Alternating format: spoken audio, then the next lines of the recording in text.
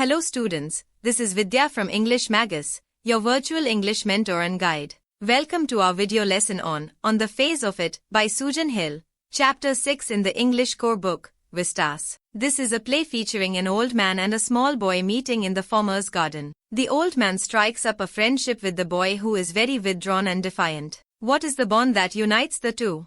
Let's begin the chapter by knowing its author and theme. Susan Hill is an acclaimed British author known for her works in literature and drama. Born in 1942, she has written a variety of novels, plays, and short stories, often exploring themes of isolation, fear, and the human condition. Hill's notable works include The Woman in Black, a chilling ghost story, and I'm the King of the Castle, which won the Somerset Maugham Award. Her writing is characterized by deep psychological insight and a keen observation of human nature. Before we begin its explanation, let's know its theme. The primary theme of On the Face of It is the perception of physical appearance versus inner beauty. The play addresses the isolation and prejudice faced by those with physical deformities, emphasizing the importance of acceptance and understanding. Through the interaction between Derry and Mr. Lamb, Susan Hill highlights how mutual respect and kindness can overcome societal biases and personal insecurities. Now, let's proceed with a paragraph-wise explanation of the chapter.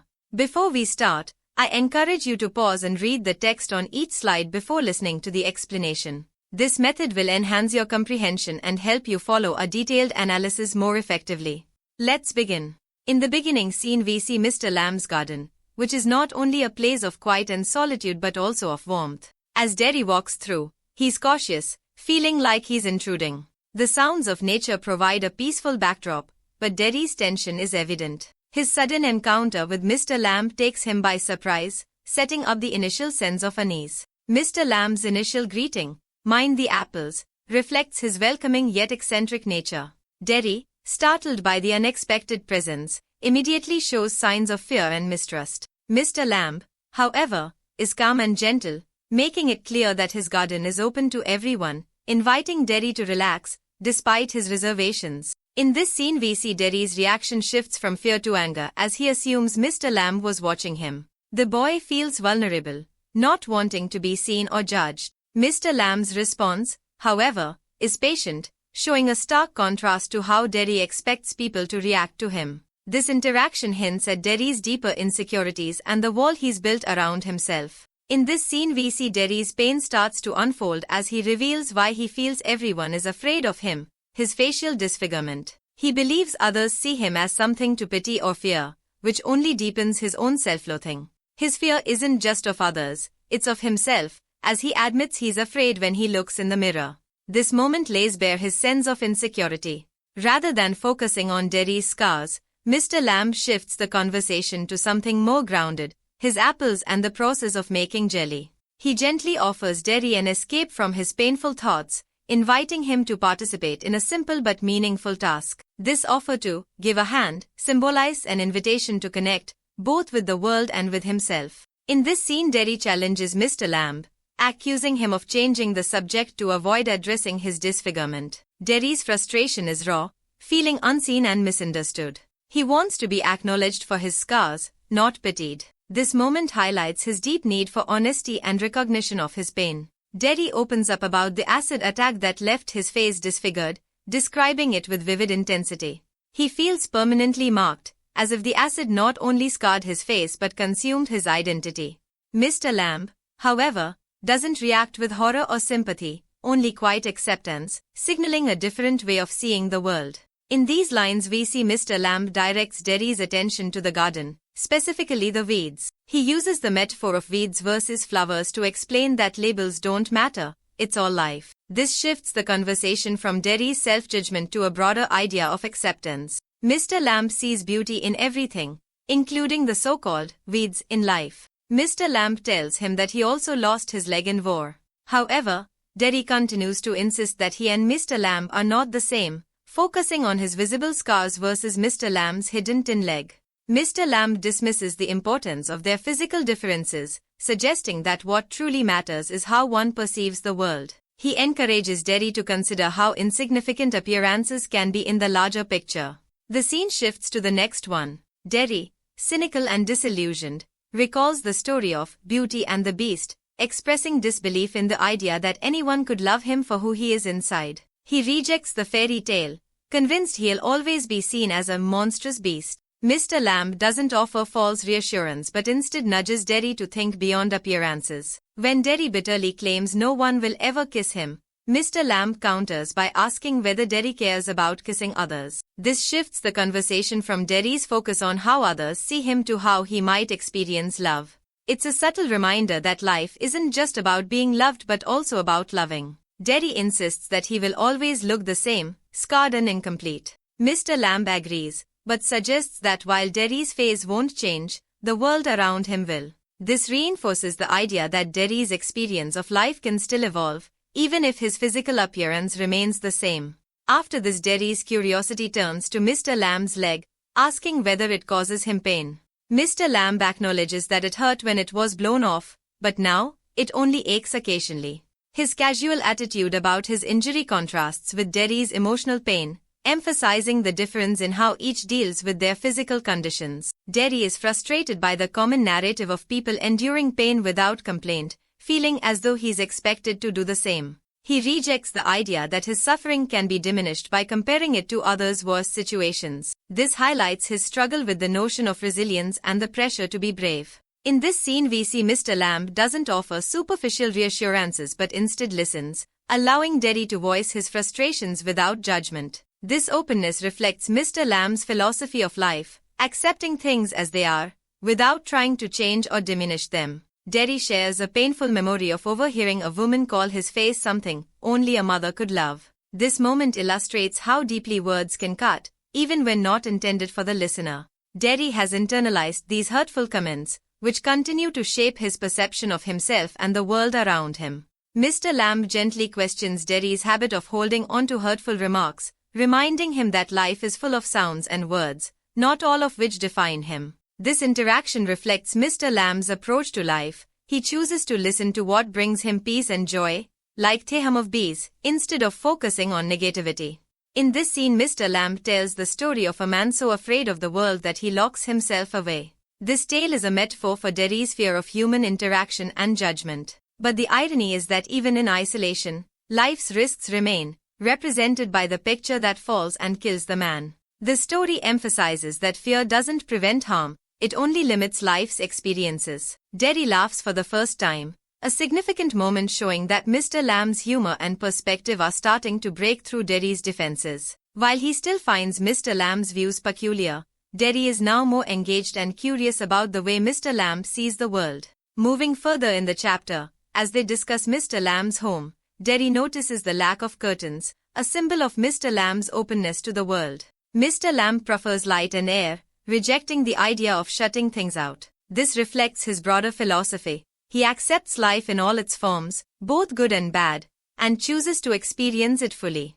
Derry, intrigued, begins to appreciate this viewpoint. Derry reveals another layer of his insecurity, sharing how his own parents and people discuss his future with worry, unsure of how he'll manage in life. This vulnerability exposes his fear of being seen as weak or incapable because of his appearance. He feels judged not only for his scars but for what others assume he can or can't achieve. Mr. Lamb responds with optimism, reminding Derry that he has all the physical and mental abilities to succeed in life. This encouragement is a powerful moment where Mr. Lamb shifts Derry's focus from his limitations to his potential, suggesting that Derry's success depends on his mindset and determination. In this scene, Derry questions how Mr. Lamb, who lives alone, could have hundreds of friends. This highlights Derry's confusion about how Mr. Lamb manages to stay positive despite his isolation. For Derry, loneliness and fear define his experience, but Mr. Lamb shows him that connection and fulfillment come from within and one's outlook on life. The dialogue between Mr. Lamb and Derry is now more open and reflective. Derry's curiosity about Mr. Lamb's life suggests that he is beginning to see another way of living, one that isn't defined by fear or judgment but by acceptance, resilience, and openness to the world. Mr. Lamb speaks about his garden as a place where everyone is welcome. He highlights how his gate is always open, and people come and go as they please. This openness symbolizes his approach to life, accepting, non-judgmental, and always ready to connect with others. Derry, however, struggles to understand friendship without formalities. Derry is confused by Mr. Lamb calling him a friend, insisting that friendship requires knowing someone deeply. Mr. Lamb challenges this notion, suggesting that friendship isn't about details but about a willingness to connect. Derry shares his name, showing a small step toward trust, but still feels uncertain about whether he can consider Mr. Lamb a friend. Derry expresses his belief that people he briefly encounters are just nothing, neither friends nor enemies. Mr. Lamb's response is profound. No one is just nothing. This moment is key to the theme of human connection, as Mr. Lamb encourages Derry to see everyone as unique and valuable, regardless of how brief the encounter.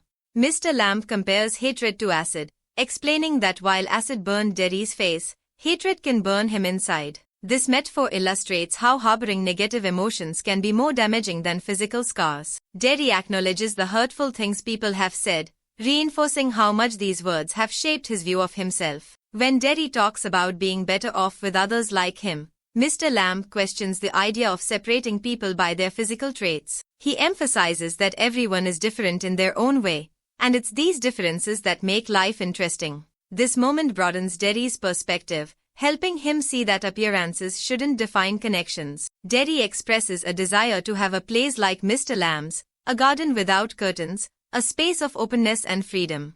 Mr. Lamb's philosophy that everything's yours if you want it invites Derry to reconsider how he sees ownership and belonging. This suggests that freedom is not about possession but about one's outlook on life. Derry fears that if others see him in the garden, they'll avoid the place. He's convinced that his appearance repels people. Mr. Lamb, however, counters that people aren't afraid of him, even though they mock him for his disability by shouting after him, "Lammy Lamb." This interaction highlights how Mr. Lamb's lack of fear helps others feel comfortable around him. Derry finally asks about Mr. Lamb's injury, learning that he lost his leg in the war. This exchange subtly connects their shared experiences of loss and survival, helping Derry to see Mr. Lamb as someone who understands physical pain yet lives without letting it define him. Derry's offer to help Mr. Lamb collect apples marks a turning point in their relationship. It's a small act of connection, showing that Derry is beginning to trust Mr. Lamb. The mention of Derry's mother worrying reflects his struggle between wanting independence and feeling bound by others' concerns. Mr. Lamb suggests that Derry is the one who might prevent himself from returning, not his family. This line carries deep significance. It challenges Derry to take control of his own life and decisions, hinting that the real barriers are the ones he places on himself. The scene closes with this powerful message of personal agency and choice. Derry reveals that he longs for something personal, something only he can have, but he's uncertain what it is. Mr. Lamb doesn't offer answers but encourages Derry to discover it for himself, through patience and observation. This represents Derry's deeper search for meaning and individuality, something beyond his physical appearance. Derry questions whether anyone really visits Mr. Lamb's garden, suspecting that the old man lives in isolation. This doubt reflects Derry's own feelings of loneliness, and his disbelief that someone like Mr. Lamb, who has also faced challenges, could have meaningful relationships. Mr. Lamb's calm acceptance of Derry's skepticism contrasts with Derry's inner turmoil. In their last exchange, Mr. Lamb doesn't try to convince Derry of anything. He acknowledges that others might make excuses not to come back, just as people might use Derry's appearance as an excuse. This dialogue reflects the painful reality that society often labels and avoids what it doesn't understand. Derry, in his frustration, tries to provoke Mr. Lamb, but the old man's silence leaves Derry unsettled. As Mr. Lamb tends to his bees, Derry runs off but promises to return. His shout that he'll come back is significant, signaling a moment of defiance against his own doubts and fears. He is determined to prove to himself that he can forge a connection with Mr. Lamb, and this is a critical turning point in his journey of self-acceptance. In the second scene we see Derry at his house talking to his mother about Mr. Lamb. Derry's mother warns him against returning to Mr. Lamb's house, reinforcing societal fears of difference and isolation. Derry, however, defends Mr. Lamb, emphasizing that what matters is not appearances but the meaningful conversations they share. His mother's disbelief highlights the wider world's inability to see beyond the surface, while Derry begins to realize there is more to life than fear. Derry's anger erupts as he asserts his need to return to Mr. Lamb's garden. He recognizes that it's not about his disfigured face but about the thoughts, feelings, and experiences he craves. Derry's final declaration that if he doesn't go back, he'll never go anywhere again symbolizes his determination to break free from the emotional prison he's been in. Derry races back to the garden, his excitement palpable as he calls out to Mr. Lamb. But the joy of his return turns to shock when he discovers Mr. Lamb has fallen from the ladder. This tragic moment symbolizes the fragility of life and the unpredictability of time. Derry has come back too late. Kneeling beside Mr. Lamb, Derry's grief is overwhelming. He weeps, not just for Mr. Lamb but for the connection that could have been. His cries of, "I came back," reflect the painful realization that sometimes, despite our best efforts, life doesn't offer second chances. Derry's tears signify a mixture of sorrow and growth, as he comes to terms with loss and his journey towards self-discovery. The final scene returns to the quiet sounds of the garden. This stillness contrasts with the emotional intensity of the previous moments, leaving the audience with a poignant reflection on the fleeting nature of life, connection, and the importance of seizing opportunities before it's too late. With this, we conclude the chapter. Here is the list of literary devices used in the chapter. Pause the video and review them to reinforce your understanding. Stay tuned for more engaging explanations in our upcoming lessons. Thank you for joining us. If you found the lesson helpful, please like and subscribe. See you in the next lesson.